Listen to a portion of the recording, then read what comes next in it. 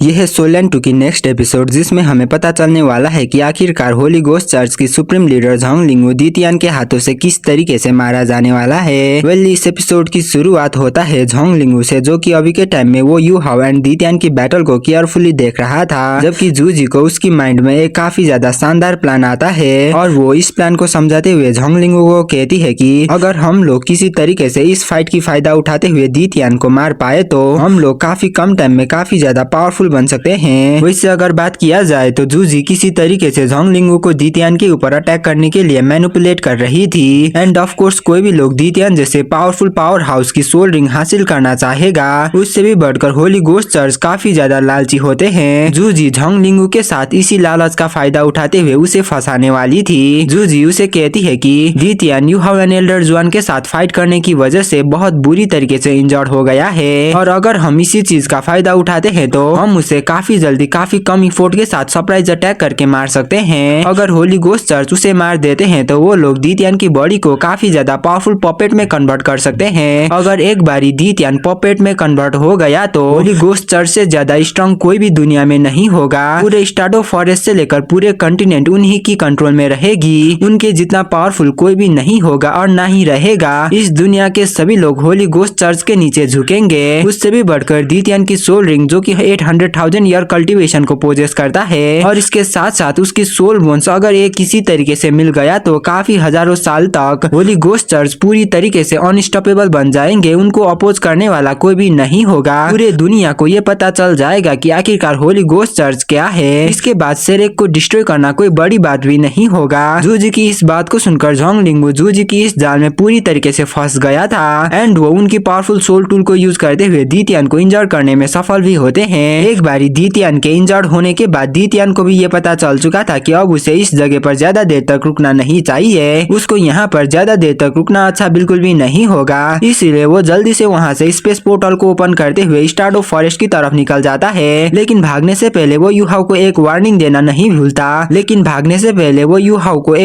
देना बिल्कुल भी नहीं भूलता। जबकि झोंगलिंग दितियान को इस तरीके से स्टार्डो फॉरेस्ट के तरफ भागता देख वो अपनी पूरी इविल टीम के साथ स्टार्डो फॉरेस्ट में दितियान को किल करने के लिए चले जाते हैं, क्योंकि एक बारी दितियान पूरी तरीके से हील हो गया तो ये उनके लिए अच्छा बात बिल्कुल भी नहीं होगा। आफ्टर ऑल अभी के टाइम में दितियान काफी बुरी तरीके से इंजर था और ऐसी चांसेस लाइफ में बार बार नहीं आता। अगर इस बारी उन लोगों ने दितियान को मारने में सफल हो नहीं पाए तो वो लोग कभी भी मार नहीं पाएंगे। झोंगलिंग को ऐसे स्टार्डो फॉरेस्ट पर जाता देख जूजी इविल तरीके से स्माइल पास करती है। झोंगलिंग को ऐसे स्टार्डो फॉरेस्ट पर जाता देख जूजी एक इविल स्माइल को पास करती है। उसे ये बात अच्छी तरीके से पता है कि आखिरकार दितियान कितना ज्यादा पावरफुल है एंड उसकी कैपेबिलिटीज कितना ज्यादा ऊपर है। दितियान को इतना छोटी मोटी इंजरी से मार पाना मुश्किल ही नहीं पूरी तरीके से नामुमकिन है। लेकिन अभी के टाइम में होली घोस्ट चर्च इतना ज्यादा लालची हो गए थे कि वो लोग सिचुएशन को अच्छी तरीके से एनालाइज बिल्कुल भी नहीं करते। उन लोगों को अभी के टाइम में सिर्फ एक ही चीज चाहिए था एंड वो है बीस्ट गॉड दितियान की डेथ। वो लोग जैसे भी करके दितियान को मारकर उन्हें उनकी सर्वेंट बनाना चाहते थे। खैर चाहे जो भी हो, एक तरीके से देखा जाए तो ये जूजी के लिए ही काफी ज्यादा फायदा होगा, क्योंकि जूजी को ये बात अच्छी तरीके से पता है कि फ्यूचर में जाकर होली घोस्ट चर्च उसको काफी बड़ा प्रॉब्लम दे सकता है। होली घोस्ट चर्च के होते हुए जूजी अपनी बेटा जू यूनहान को कभी भी किंग बनने में मदद कर नहीं सकेगी। अगर दितियान होली घोस्ट चर्च को खत्म कर देता है तो इससे बड़ा फायदा कुछ भी हो नहीं सकता। इसीलिए ही जूजी झोंगलिंग को दितियान के ऊपर अटैक करने के लिए मैनिपुलेट करती है एंड जूजी के ऐसा करने का दूसरा रीजन ये है कि अभी के टाइम में दितियान काफी खतरनाक तरीके से यू हाओ को अटैक कर रहा था एंड जूजी ये बिल्कुल भी नहीं चाहती है कि यू हाओ के साथ कुछ हो जाए। इसीलिए जूजी जैसे भी करके यू हाओ एंड दितियान बीच की भी इस बैटल को रोकना चाहती थी। अगर ये बैटल ऐसे ही चलता गया तो किसी टाइम पर आकर यू हाओ पूरी तरीके से मारा जाएगा और जूजी ऐसा हो बिल्कुल भी नहीं चाहती है। इसीलिए उसके प्लान के अकॉर्डिंग जब होली घोस्ट चर्च दितियान के ऊपर अटैक करते हैं तो दितियान यू हाओ के साथ फाइट करना बंद करता है एंड स्टार्डो फॉरेस्ट में निकल जाता है, जिसकी वजह से यहाँ पर यू हाओ की लाइफ बच गया था। जबकि दूसरी तरफ होली घोस्ट चर्च सीधे दितियान को फॉलो करते हुए स्टार्डो फॉरेस्ट में घुस गए थे एंड स्टार्डो फॉरेस्ट में उनकी बाकी के खतरनाक सैवेज सोल बीस्ट इंतजार कर रहे होते हैं, जिसके रिजल्ट के रूप में झोंगलिंग के साथ आए हुए 12 लोग जो कि होली घोस्ट चर्च की काफी ज्यादा पावरफुल मेंबर्स थे वो लोग वहीं पर मारे जाते हैं। वेल, इसमें कोई भी हैरानी नहीं होता है कि आखिरकार सैवेज सोल बीस्ट इतना ज्यादा पावरफुल है। वो लोग टाइटल डोलो से भी ज्यादा पावर को पोजेस करते हैं। इन सैवेज सोल बीस्ट को इन लोगों को मारने में ज्यादा कोई भी परेशानी नहीं होता। उससे भी बढ़कर बीस्ट गॉड दितियान अभी के टाइम में जितना ज्यादा इंजर्ड दिखाई देता है उतना असल में है नहीं। जंग लिंगू को ऐसा लगा था कि दी तियान काफी ज्यादा कमजोर हो चुका है, लेकिन वो ये भूल गया था कि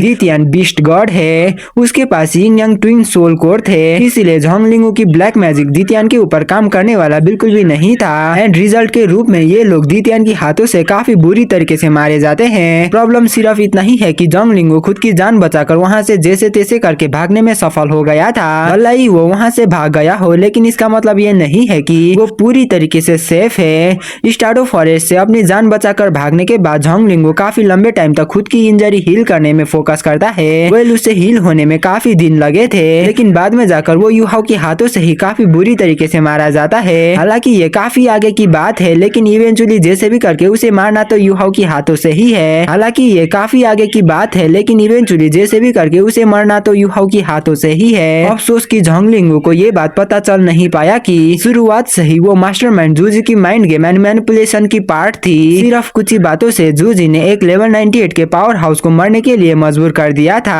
इसीलिए मैं ये कहता हूँ कि कभी कभी पावर से सब कुछ मैटर नहीं करता, स्पेशली जूजी के अकॉर्डिंग।